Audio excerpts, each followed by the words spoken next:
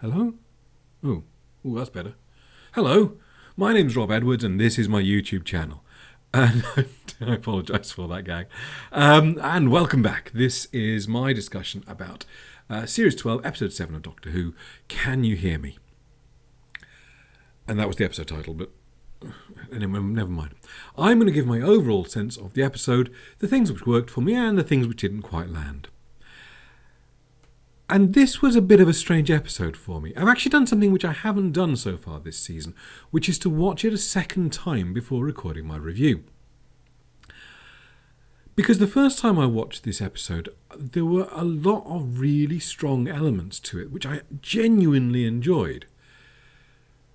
And yet, I came away rather nonplussed about the episode, rather ambivalent.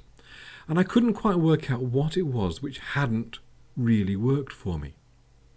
So I've watched it a second time, and I think I know now. And it's going to have to be in the spoilers section that I talk about this. But if I'm giving my general sense, on a second watch I enjoyed it more.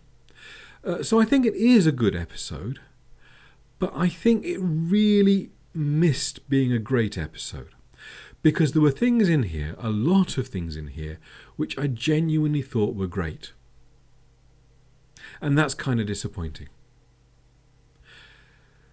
Really, to talk details, I've got to talk spoilers. So that's my general sense. It is a good episode, but again, another slightly missed opportunity for the season. So let's talk about the things I didn't like. Normally I do this the other way. Normally I'll talk about the things which I've really enjoyed first. But I want to briefly talk about the things that I didn't like about this episode. And it all really came down to the main villain of the piece, Zellin and his... Do we ever get the name of the other one? And his fellow immortal, anyway. Because although a lot of the setup in this episode was great, as I'm going to talk about, when it actually came time to do the reveal of Zellin and his confrontation with the Doctor on the space station, and then again later in Aleppo, there was never any sense of menace from him in those moments. Plenty of menace when he was being creepy, standing in a corner detaching his fingers. That was weird, that was creepy, that kind of worked as a vibe. But when we actually got to the confrontation, there was no punch to it, there was no strength to it, there was no menace to it. And this wasn't helped by quite how easily the Doctor defeated the enemy. Really, it was a case of snapping fingers. I mean, Endgame did it better, but it really was just a wave of the wand, a wave of the sonic screwdriver, and presto changeo, villains trapped, everything back to normal, huzzah, and tea time. That was such a central part of this episode, such a central part of the threat for this episode, if not necessarily the themes for this episode, that it left me feeling really cold about the whole episode the first time round. Having seen it, having kind of come to terms with that, the second watching was a better watch. But that really dragged it down for me, which is a shame, because almost everything else in this episode I really liked. I really liked the focus on the companions. I love the fact that we get more backstory. I get to see Ryan's relationship with his friend. We get to see Graham is still struggling with the recovery from his cancer.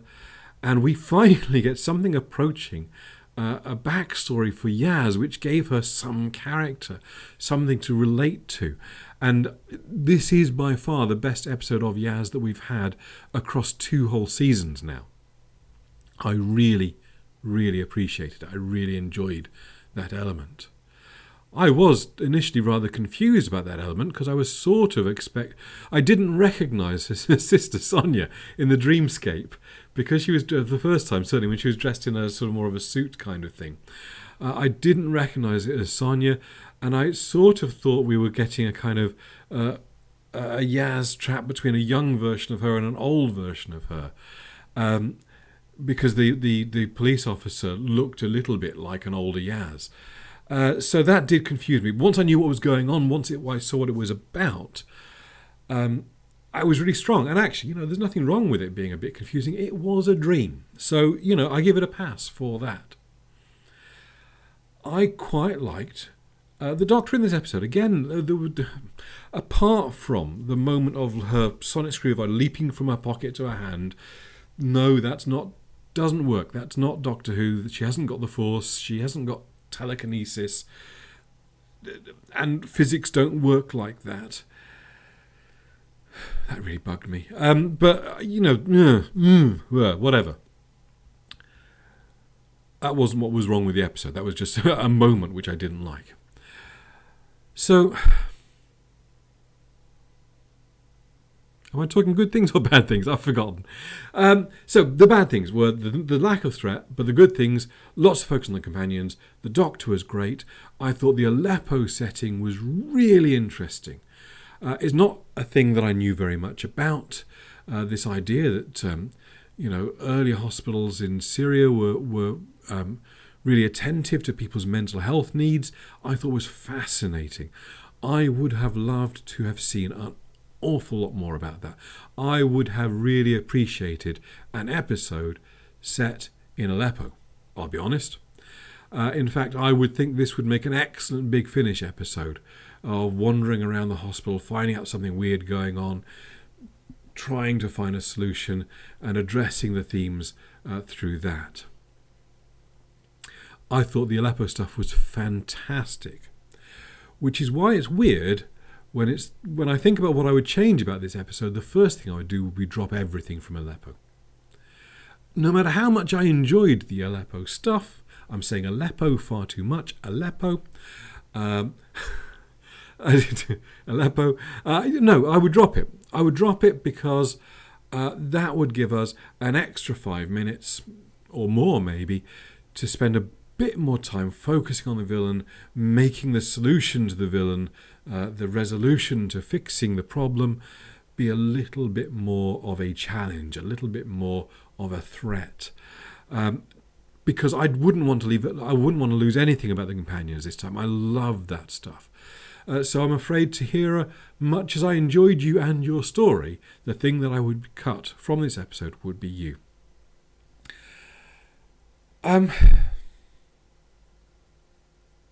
There were lots of little moments in this episode that I really enjoyed. I love the callbacks to classic villains. I'm a sucker for any classic Who references in a modern day episode. So referencing the Eternals, the Guardians, the Toymaker, loved it. And I really like the animation, which I know some people have really reacted badly to. And what really gets me is I hate the animation in the Deathly Hallows, and yet this reminded me of the animation in the Deathly Hallows, and I was completely fine with it. I thought it was pretty effective. I thought it actually told the story that it needed to tell pretty darn well.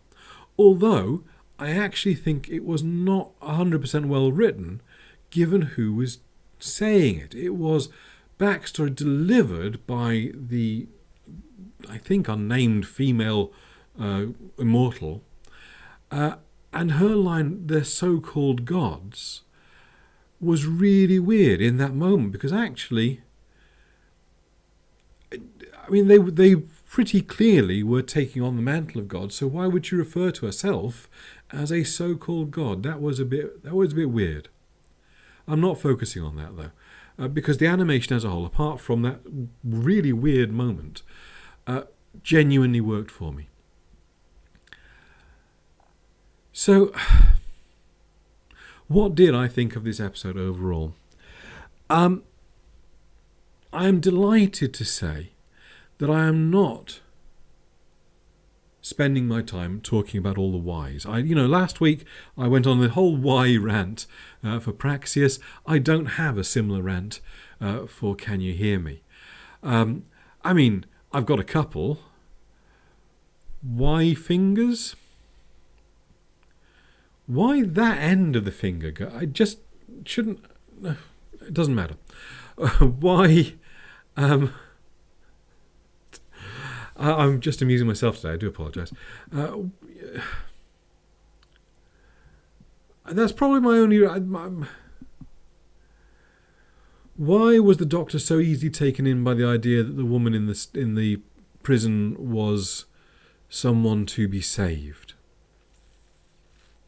I think they almost told us. I think there was enough in the story that it was almost there, but I don't know.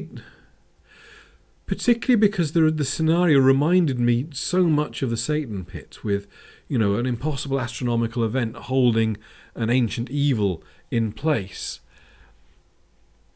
that it didn't even cross the Doctor's mind that it might not be the right thing to do to take this woman out of her cell.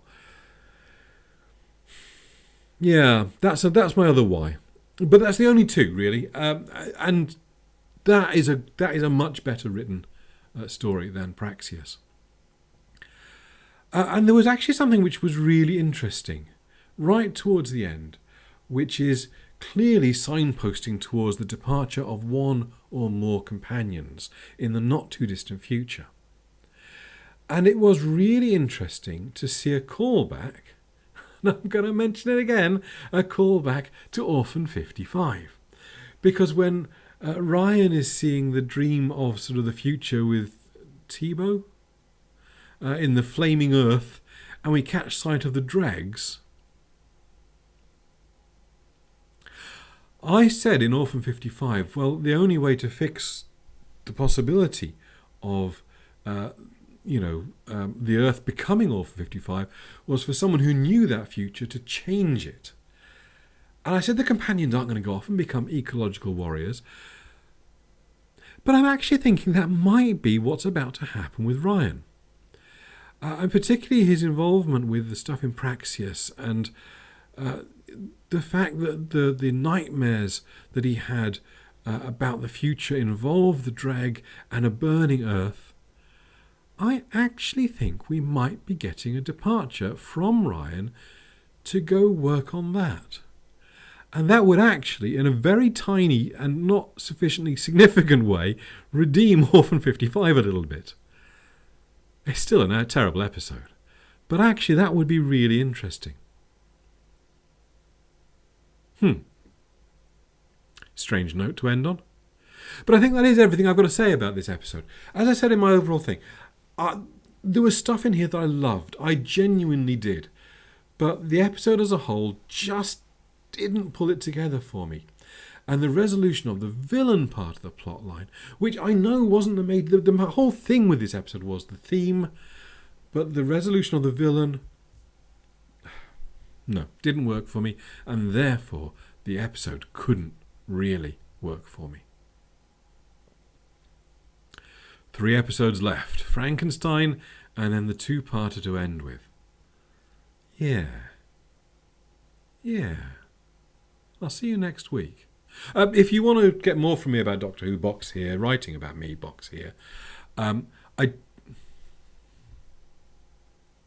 re-record that in a second. Actually, just two bits of news about me personally. Just nobody's interest, but I will just throw it in at the end here. First of all, anyone who's curious, I didn't get that job that I went for the interview for a couple of weeks ago.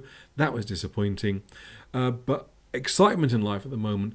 I have just received the final-ish copy of my novel, which is coming out in September, or aiming to come out in September, for me to do a final read-through and catch any small typos or bugbears that I have for the final check. And that's really exciting. So my novel is really coming together. So I've had a week of ups and downs this week. Things which have been really disappointing, not getting that job, and things which have been really exciting, working on the final edits of my novel. So, yeah. Anyway, I'll talk more about my novel closer to launch. Be sure of that. In the meantime, if you want to find out about me and my writing, check the box here. Have I changed the order around? Never mind. For me and who, box here. And subscribe button somewhere. I'll see you next time. Cheers.